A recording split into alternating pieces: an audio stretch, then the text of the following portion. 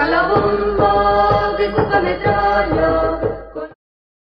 Negras tormentas agitan los aires, nubes oscuras nos impiden ver, aunque nos... Autonomía individual y libertad social. Durante aproximadamente 2 siglos, el anarquismo, un cuerpo extremadamente ecuménico de ideas antiautoritarias, se desarrolló en la tensión entre dos tendencias básicamente contradictorias: un compromiso personal con la autonomía individual y un compromiso colectivo con la libertad social.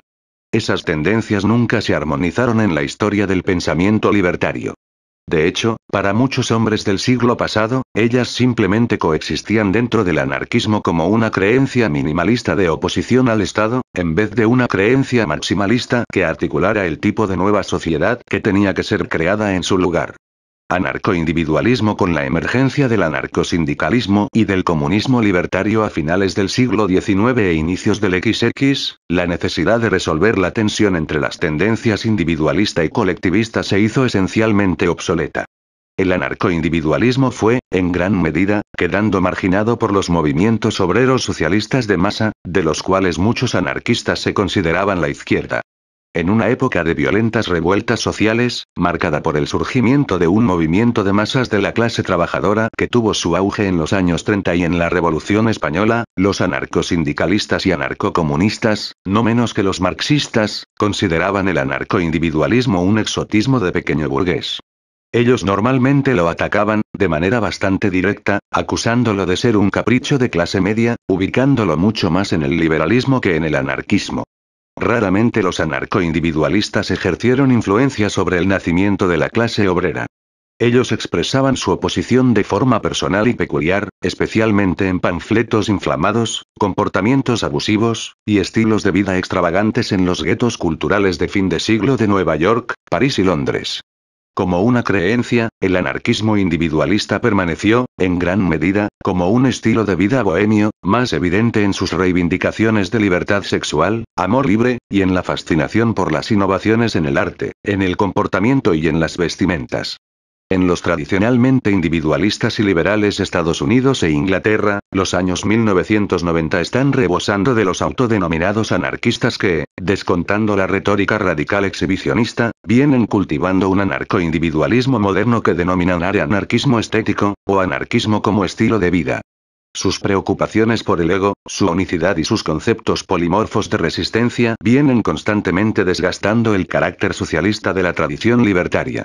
Anarquismo estético en un sentido bastante concreto, ellos los anarquistas estéticos ya no son socialistas, defensores de una sociedad libertaria orientada de una forma común, y se abstienen de cualquier compromiso con un enfrentamiento social organizado y programáticamente coherente contra el orden existente.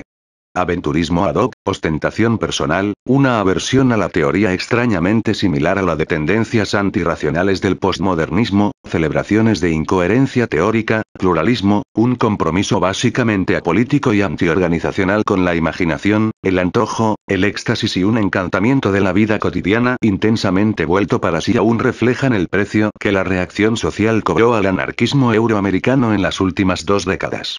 El ego, más precisamente su encarnación en varios estilos de vida, se convierte en una idea fija para muchos anarquistas post-1960, que están perdiendo contacto con la necesidad de una oposición organizada, colectiva y programada al orden social existente. Protestas sin firmeza, bromas y acciones sin objetivo, la afirmación de los propios antojos, y una recolonización muy personal de la vida cotidiana, son paralelos a los estilos de vida psicoterapéuticos, New Age, autosuficientes del baby boom tedisos y miembros de la generación décimo. El anarquismo estético, así como el individualista, aporta un desdén hacia la teoría, de ascendencias místicas y primitivistas generalmente muy vagas, intuitivas, e incluso antirracionales, analizadas fríamente. Su línea ideológica es básicamente liberal, fundamentada en el mito del individuo completamente autónomo cuyas reivindicaciones de la propia soberanía valen como axiomas de derechos naturales, valores intrínsecos, o, en un nivel más sofisticado, del yo trascendental kantiano productor de toda realidad cognoscible. Esas tradicionales visiones vienen en el consonancia del yo en el único, ego, de Max Stirner, que tiene en común con el existencialismo la tendencia a absorber toda la realidad en sí mismo, como si el universo girara en torno a las elecciones del individuo autosuficiente. Al negar las instituciones y la democracia, el anarquismo estético se aísla de la realidad social para que así poder esfumarse con una fútil rabia aún mayor, continuando, por medio de eso, siendo una travesura subcultural para ingenuos jóvenes y tediosos consumidores de ropas negras y pósters excitantes. El poder, que siempre existirá, pertenecerá al colectivo, en una democracia cara a cara y claramente institucionalizada, o a los egos de pocos oligarcas que producirán una tiranía de las organizaciones sin estructura.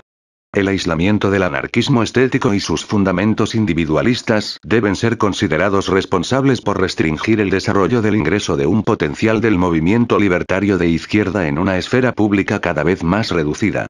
La bandera negra, que los revolucionarios defensores del anarquismo social levantaron en las luchas insurreccionales en Ucrania y España, se convierte ahora en un pareo de moda, para deleite de chics pequeñoburgueses. Un tipo de anarquismo estético. La Lazda de Akinbey Lazda es tan pasajera, tan volátil, tan inefable en contraste con el Estado y la burguesía formidablemente estables que así que Lazda es nombrada, debe desaparecer, ella va a desaparecer, y brotará nuevamente en otro lugar. Azta, de hecho, no es una revuelta, pero sí una simulación, una insurrección igualmente vivida en la imaginación de un cerebro juvenil, una retirada segura a la irrealidad. Sin embargo, Bey proclama: nosotros la recomendamos Lazda, pues ella puede suministrar la calidad de la elevación, sin necesariamente llevar a la violencia y al martirio. Más precisamente, como un happening de Andy Warhol, Lazda es un evento pasajero, un orgasmo momentáneo, una expresión fugaz de la fuerza de la voluntad que es, de hecho, una evidente impotencia en su capacidad de dejar cualquier marca en la personalidad, subjetividad o aún en la autoformación del individuo, y menos aún en modificar actos o la realidad. La burguesía no tenía nada que temer con esas proclamas estéticas. Con su aversión por las instituciones, organizaciones de masa, su orientación ampliamente subcultural, su decadencia moral, su celebración de la transitoriedad y su rechazo a programas, ese tipo de anarquismo narcisista es socialmente inocuo y, a menudo, meramente una válvula segura para el descontento con la orden social dominante. Con Bey, el anarquismo estético huye de toda militancia social significativa y del firme compromiso con los proyectos duraderos y creativos, cuando se disuelve en las quejas, en el nihilismo postmoderno y en la confusión. En el sentido nietzscheniano de superioridad elitista. El precio que el anarquismo pagará por permitir que este absurdo sustituya los ideales libertarios de un período anterior será enorme. El anarquismo egocéntrico de Bey, con su alejamiento postmodernista en dirección a la autonomía individual, a las experiencias límite foucaultianas, y al éxtasis neosituacionista, amenaza convertir la palabra anarquismo, política y socialmente inocente, en una simple moda para el disfrute de los pequeños burgueses de todas las edades. Anarquismo social. Hasta hoy los anarquistas no crearon ni un programa coherente, ni una organización revolucionaria para proporcionar una dirección al descontento de la masa que la sociedad contemporánea está creando. El anarquismo social, a mi modo de ver, es un hecho de una esencia fundamentalmente diferente, heredera de la tradición iluminista, con la debida consideración a sus límites e imperfecciones. Dependiendo de cómo se define la razón, el anarquismo social celebra la mente humana pensante sin, de forma alguna, negar la pasión, el éxtasis, la imaginación, la diversión y el arte. Pero, en vez de materializarlas en categorías nebulosas, intenta incorporarlas a la vida cotidiana. El anarquismo social está comprometido con la racionalidad, aunque se oponga a la racionalización de la experiencia. Con la tecnología, aunque se oponga a la mega máquina. Con la institucionalización social, aunque se oponga al sistema de clases y a la jerarquía. Con una política genuina, basada en la coordinación confederal de municipalidades o comunas, por el pueblo, con democracia directa cara a cara, aunque se oponga al parlamentarismo y al Estado. Esa comuna de comunas, para utilizar un eslogan tradicional de revoluciones anteriores, puede ser indicada, de manera apropiada, como es el comunalismo. Sin embargo, los contrarios a la democracia como sistema, al contrario, describen la dimensión democrática del anarquismo como una administración mayoritaria de la esfera pública. Consecuentemente, el comunalismo recoge la libertad, en vez de la autonomía, en ese sentido que yo he contrapuesto.